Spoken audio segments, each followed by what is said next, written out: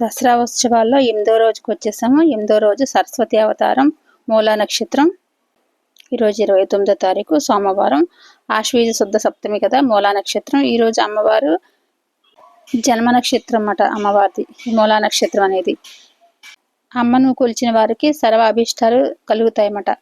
ఇలా 9 రోజులు వ్రతం పాటించి చేస్తారు. వ్రతం పాటించలేని వారు ఈ రోజు అంటే సప్తమి, అష్టమి, నవమి తిథుల్లో దీక్ష పాటిస్తారన్నమాట. దీన్ని కూడా త్రిరాత్ర వ్రత దీక్ష అంటారన్నమాట. సరస్వతీదేవి అంటేనే జ్ఞానం కదా.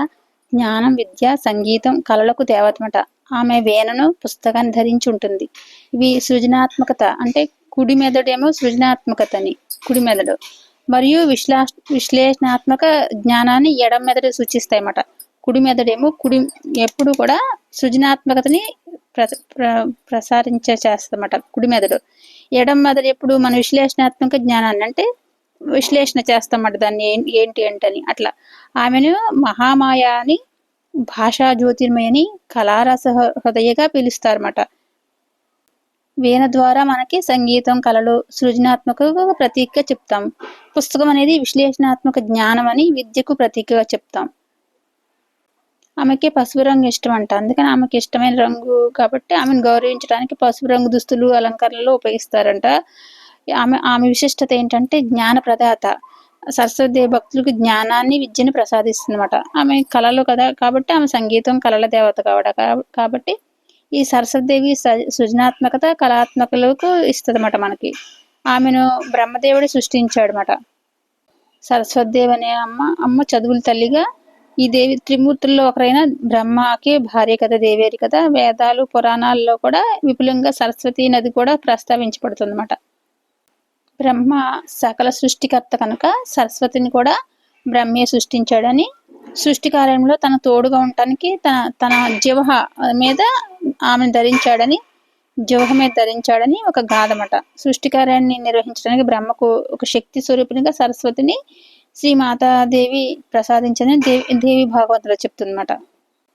అలాగే సరస్వతిని బ్రహ్మకు విష్ణువు ఇచ్చాడని కూడా చెప్తారు. ఇదంతా దేవి భాగవతంలో చదువుకున్నాం. కృష్ణుడే ఒక కల్పంలో సరస్వతిని తన శరీరంలోంచి సరస్వతిని సృష్టిస్తాడు అని.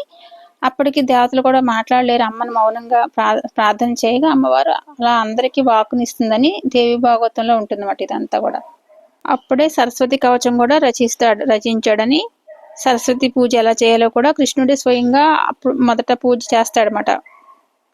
అమ్మ మనకు మంచి వాక్కుని, బుద్ధిని, వివేకాన్ని, విద్య, కళలు, విజ్ఞానం వీటన్నిటినీ కూడా అధిదేవతగా సరస్వతిని పూజిస్తాము. అలాగే మనకి ప్రసాదిస్తామట. ఈ అమ్మవారు అధికంగా హంసవాహనిగా, వీణాపానిగా, పుస్తక మాలాధారణగా చిత్రించబడుతుంది కాబట్టి ఈ సరస్వతి వర్ణాలలో తెలుపు రంగుకు చెందిన వస్తువులు ప్రాముఖ్యం అధికంగా చెప్తారు. అలాగే సరస్వతి ధరించే వీణ పేరు కచ్చపిమట. కచ్చపి.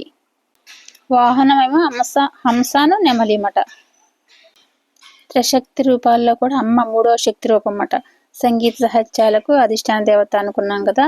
సకల జీవుల యొక్క జిహ్వాగ్ర అంటే నాలిక మీద కూడా ఆమె నివాసం ఉంటుందన్నమాట. అమ్మను కొలిస్తే విద్యార్థులకు చక్కని బుద్ధి వికాసం కలుగుతుందన్నమాట.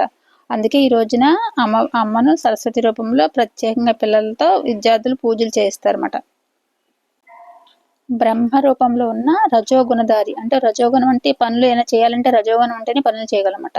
ఆ రజోగుణధారి అయిన పరమ పురుషునికి శక్తి అనేది అమ్మ సరస్వతి రసముతో కూడింది అంటే సరసని, సరసము కలదు కాబట్టి సరస్వతి అయిందన్నమాట. రసం అనగా రుచి అని, కోరికని.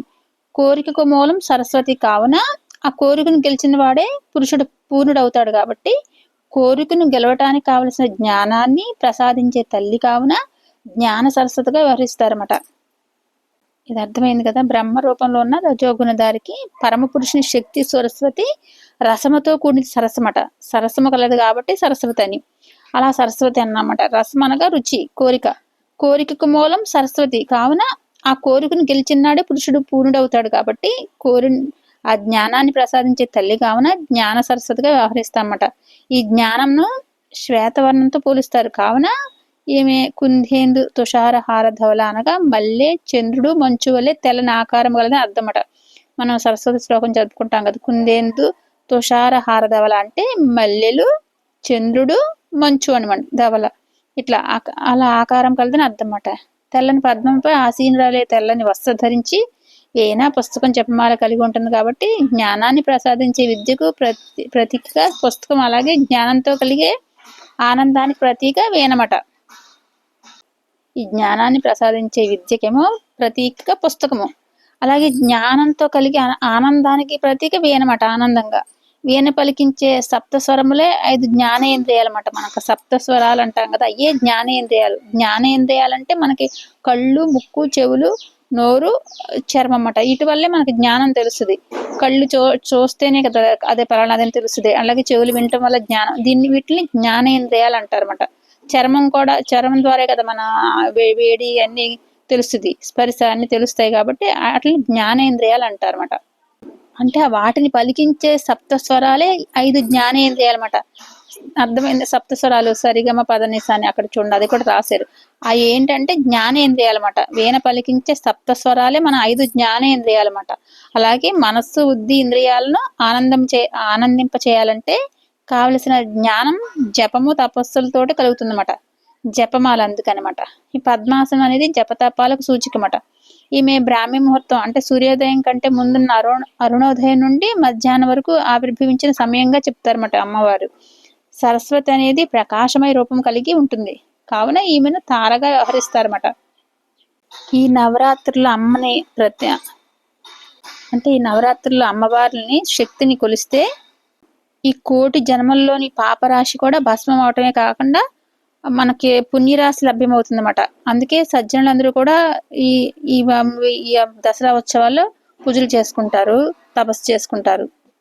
అలాగే ఈ మూలా నక్షత్రంలో సత్తు శాస్త్ర గ్రంథాలకు వేద, భారత, భాగవత, శాస్త్ర, పురాణం మొదలగు అన్ని కూడా ఒక చోట చేర్చి అక్కడ శ్రీ వేదవ్యాసుల వారిని, శ్రీ పరశురాముల్ని ఆవాహన చేయాలన్నమాట.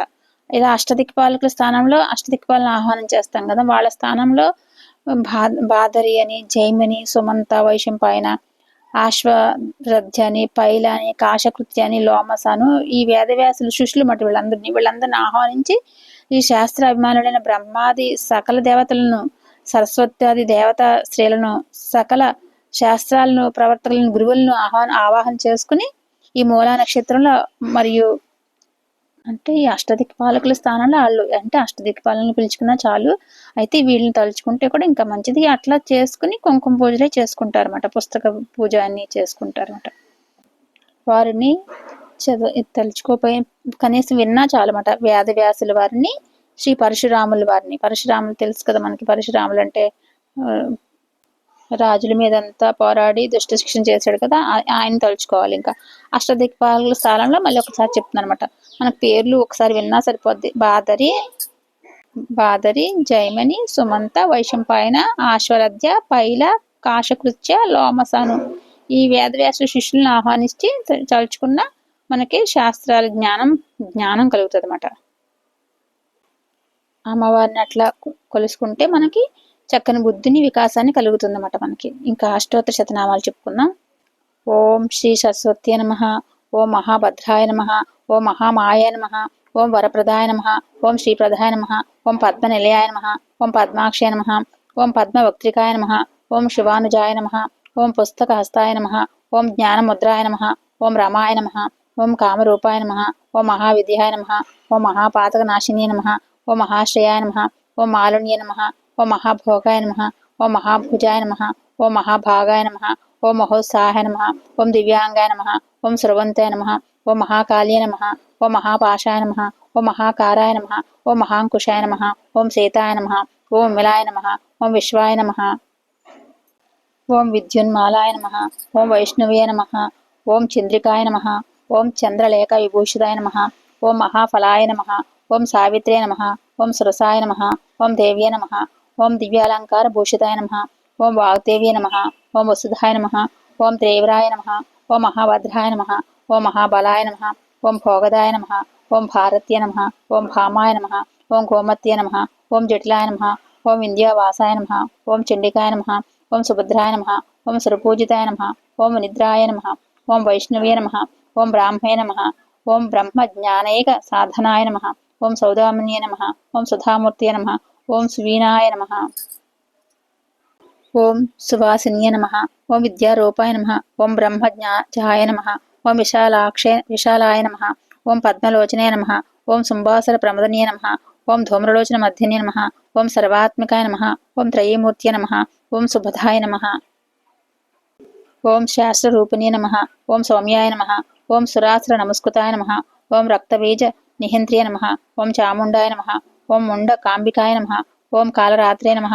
ఓం ప్రహరణాయ నమః. ఓం కళాధరాయ నమః. ఓం నిరంజనాయ నమః. ఓం వరారోహాయ నమః. ఓం వాగ్దేవ్య నమః. ఓం వారాహ్య నమః. ఓం వారిజాసనాయ నమః. ఓం వారిజాసనాయ నమః. ఓం చిత్రాంబరాయ నమః. ఓం చిత్రగంధాయ నమః. ఓం చిత్రమాలి విభూషితాయ నమః. ఓం కాంతాయ నమః. ఓం కాంప్రదాయ నమః. ఓం వంద్యాయ నమః. ఓం రూప సౌభాగ్యదాయనియ నమః. ఓం శ్వేతాననాయ నమః. ఓం రక్తమధ్యాయ నమః. ఓం ద్విభుజాయ నమః. ఓం సురపూజితాయ నమః. ఓం నిరంజనాయ నమః. ఓం నీలజంగాయ నమః. ఓం చతుర్వర్గ ఫలప్రదాయ నమః. ఓం చిత్రానన సామ్రాజ్య నమః. ఓం బ్రహ్మ విష్ణు శివాత్మికాయ నమః. ఓం హంసాసనాయ నమః. ఓం మహావిద్యాయ నమః. ఓం మంత్రవిద్యాయ నమః. ఓం సరస్వత్యై నమః. ఓం మహాసరస్వత్యై నమః. ఓం విద్యాయ నమః. ఓం జ్ఞానైక తత్పరాయ నమః. ఓం శ్రీ సరస్వతి అష్టోత్తర శతనామావళి సంపూర్ణం. ఓం శ్రీ గురుభ్యో నమః. సర్వం శ్రీకృష్ణార్పణమస్తు. అమ్మవారి దయ వల్ల అందరికీ జ్ఞానాన్ని పొందాలని కోరుకుంటూ, మహాకాళి మహాలక్ష్మి మహాసరస్వతి ఓం ఐం హ్రీం శ్రీం శ్రీమాత్రే నమః. ఓం ఐం హ్రీం శ్రీం శ్రీమాత్రే నమః. ఓం శ్రీ గురుభ్యో నమః. సర్వం శ్రీకృష్ణార్పణమస్తు.